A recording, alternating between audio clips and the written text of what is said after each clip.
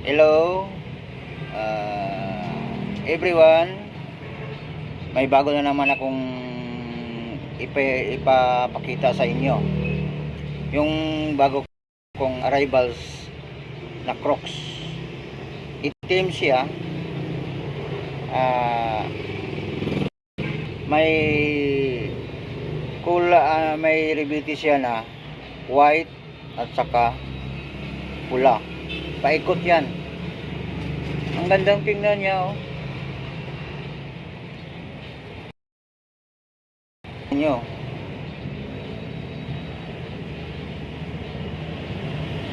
Mabibili ito nyo sa physical store ko at saka online.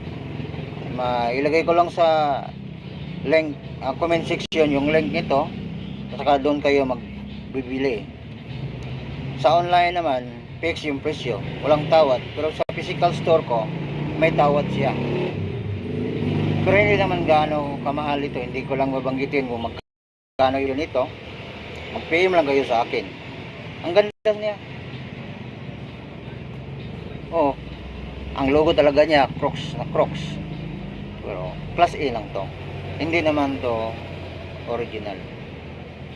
Pag bibili kayo ng original, mabigat sa bulsa. Ito, hindi naman mabigat, tamang-tama lang pang masa.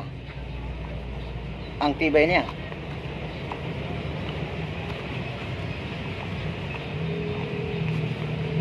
Ang paggamit naman nito, pwedeng ganyan, isuot mo pa, pasok mo, ganyan mo lang, para hindi matanggal pag tumatakbo ka. Ito lang ang gamit ng ganyan. Hindi naman ito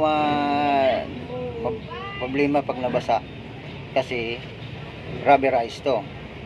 Lahat na mga produkto ng Crocs dito sa amin galing sa supplier ko puro rubberized. Yung iba rubberized, may foam naman, hindi yung Crocs walang namang foam. Pero ang kagandahan niya, maganda siya. Magaan, pang forma, magagamit mo kahit saan ka lalakad.